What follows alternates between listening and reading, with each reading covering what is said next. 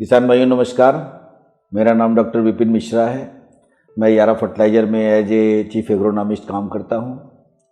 यारा फसल पोषण की कंपनी है, क्रॉप न्यूट्रिशन पे काम करती है। उर्वरकों का सही प्रयोग कैसे होना चाहिए, कौन सा उर्वरक कब किस मात्रा में कितना प्रयोग होना चाहिए, इसके लिए हम आपको जानकारियाँ देते रहते हैं।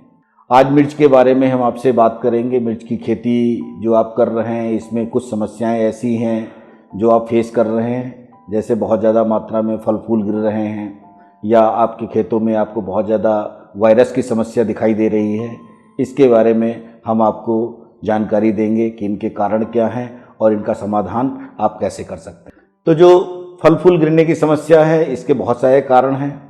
पहला कारण है वातावरणीय दशा। अगर वातावरण बहुत ज़्यादा फ्लक्चुएट होगा, टेम्परेचर बहुत ज़्यादा बढ़ेगा और बहुत तेज़ी से कम होगा, या नमी बहुत ज़्यादा बढ़ेगी, नमी बहुत कम होगी, तो आपके फसल पे आपको फल फूल गिरने की समस्या दिखाई देगी।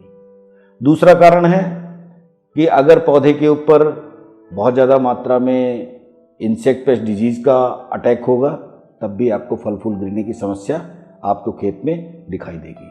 तीसरा कारण है, अगर आप सही समय पे सही तरीके से पानी का प्रबंध नहीं करेंगे, तब भी आपको खेत में फल फूल गिरने की समस्या दिखाई देगी। पानी के प्रबंध के बारे में अगर मैं बात करूं, तो या तो आप कभी कभी बहुत समय तक पानी लगाते नहीं हैं, जिससे पौधा स्ट्रेस में चला जाता है, वो सूखे के कारण वो जो है फल फूल गिराने लगता है। या कभी कभी आप जब फल फूल आ रहे होते हैं, उस समय आप बहुत ज़्यादा मात्रा में पानी लगा देते हैं, तब भी जो है पानी का एक्सेस हो जाने की वजह से फल फूल गिरने की समस्या होती है। चौथा जो कारण है वो है सही समय पे सही न्यूट्रिएंट का प्रबंध ना हो पाना।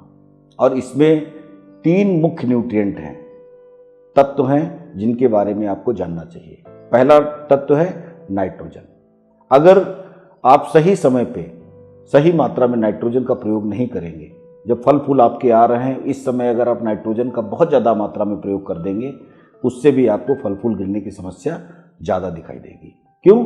क्योंकि जब आप नाइट्रोजन एक्सेस डाल देंगे तो पौधा बढ़वार की अवस्था में चला जाएगा।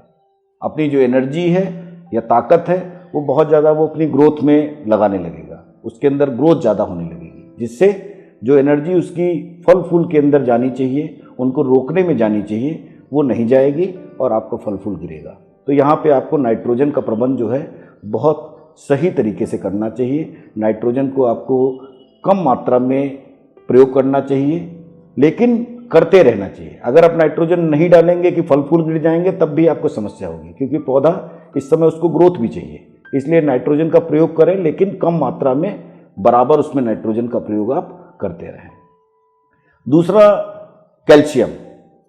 कैल्शियम जो होता है, ये बहुत महत्वपूर्ण न्यूट्रिएंट होता है।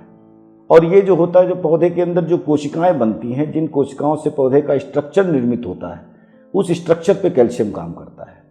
अगर प्रॉपर मात्रा में कैल्शियम आप नहीं डालेंगे, सही मात्रा में उसमें कोशिकाएं नहीं बनेंगी, सही मात्रा में कोशिकाएं विकसित नहीं होंगी, कोशिकाएं आपस में जुड़ेंगे नहीं, तो पौधा जो है फल फूल को गिराने लगेगा।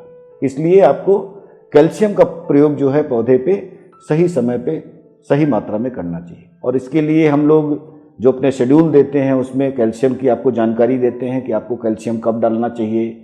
आपका जब वेजिटेटिव स्टेज लगभग आपका 30-35 दिन का पौधा हो जाए, उस समय आप 25 किलोग्राम यारा लीवा नाइट्राबोर का प्रयोग करें। ये घुलनशील कैल्शियम का सोर्स है, और अगर आप इसको डालते हैं तो जो शुरुआत की जो कैल्शियम की ज़रूरत होती है, उसको आप पूरा करने में सक्षम हो पाते हैं। और एक कैल्शियम का प्रयोग आपको लगातार करना चाहिए। कैल्शियम हर जो है 30-35 दिन की अवस्था पे आपको खेत में डालना चाहिए, जिससे आप कैल्शियम की ज़रूरत को पूरा कर पाएंगे और पौधा जो है फल फूल को रोकने में सक्षम हो पाएगा। तीसरा कारण है आपका बोरान। अगर बोरान आप सही समय पे सही मात्रा में नहीं डालेंगे, तब भी आपको फल फूल गिरने की समस्या आपको दिखाई देगी। क्योंकि बोरान जो होता है, वो जो पौधे के अंदर जो निषेचन की प्रक्रिया होती है, फर्टिलाइजेशन जिसको हम बोलते हैं, उसकी प्रक्रिया होती है, उसको कंट्रोल करने के लिए सबसे महत्वपूर्ण न्यूट्रिएंट होता है। अगर फल फूल बन रहे हैं, नर और मादा फूल आपस में मिलते हैं, उनमें निषेचन की प्रक्रिया होती है, लेकिन अगर बोरान सही मात्रा में पौधे के अंदर उपलब्ध नहीं होता है, तो पौधा जो है फूल को या फल को रोकने में सक्षम नहीं हो पाता और उसको गिराने लगता है। क्योंकि अगर बोरान नहीं है तो निषेचन की प्रक्रिया पूरी तरीके से संपूर्ण नहीं हो पाएगी। तो या तो फूल ही गिर जाएगा, या अगर फूल पौधा रोक भी लेगा तो आपका फल बनते ही गिर जाएगा, उसका एबॉर्शन हो जाएगा। या अगर मान लीजिए फल पौधा रोक भी लेता है तो उसका जो शेप होता है वो आपको प्रॉपर नहीं मिलेगा, फल आपका टेढ़ा होने लगेगा। तो इसके लिए आपको बोरान का सही मात्रा में सही समय पर प्रयोग करने की आवश्यकता होती है। और बोरान के लिए आप जो यारा का जो याराविटा बोट्रैक प्रोडक्ट है, जो लिक्विड बोरान का प्रोडक्ट है, इसको आप 200 ml प्रति एकड़ के हिसाब से पानी छिड़काव के द्वारा प्रयोग कर सकते हैं। और ये बोरान जो है आपको हर दूसरी तीसरी तुड़ाई के बाद में आपको खेत पे प्रयोग करना चाहिए। अगर आप इस तरीके से करते रहेंगे तो जो फसल की जो बोरान की ज़रूरत है उसको आप पूरा कर पाएंगे और फसल जो है वो आपका लगातार फूल और फल को रोकने में सक्षम हो पाएगी। तो अगर इस तरीके से आप नाइट्रोजन, कैल्शियम, बोरान का प्रयोग करते हैं, इनका प्रबंध करते हैं, तो आप फसल के ऊपर सही मात्रा में जो फल हैं या फूल हैं या जो फल की क्वालिटी है, इसको आप रोकने में और उनको सही रखने में आप अपनी फसल को हेल्प कर सकते हैं। दूसरा एक इस समय जो समस्या है वो है आपके खेत में बहुत ज़्यादा मात्रा में वायरस का प्रकोप होना। वायरस एक ऐसी बीमारी है जो पौधे पे कीड़ों के द्वारा फैलती है। एक पौधे से दूसरे पौधे पे ये बहुत सारे ऐसे कीड़े होते हैं, जैसे आपका व्हाइट फ्लाई है, थ्रिप्स है, एफिड है, जैसिड है, इनके द्वारा एक पौधे से दूसरे पौधे पे फैलती है।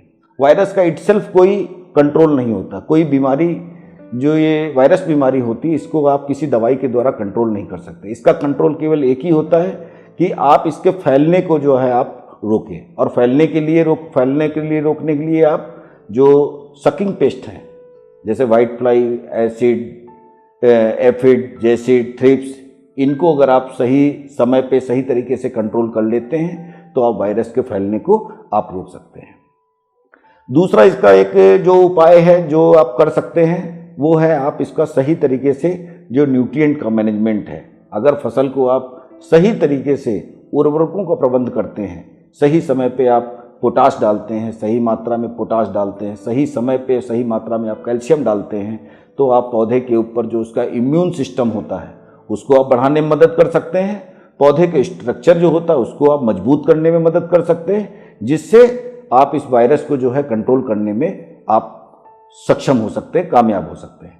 क्योंकि अगर आपकी फसल में पोटाश और कैल्शियम की सही मात्रा है तो आपका पौधा मजबूत होगा, पौधे की पत्तियां मजबूत होंगी, पौधे के जो दूसरे भाग हैं वो मजबूत होंगे, और जो सकिंग पेस्ट हैं इनको पौधे के ऊपर जाके और अपना रस चूसने में इनको कठिनाई होगी, जिससे क्या होगा, ये पौधे एक पौधे से दूसरे पौधे पे जो ट्रांसमिशन होता है, इसको फैलाने का काम करते हैं, वो नहीं कर पाएंगे और आपका पौधा जो है वायरस के प्रभाव से कम प्रभावित होगा।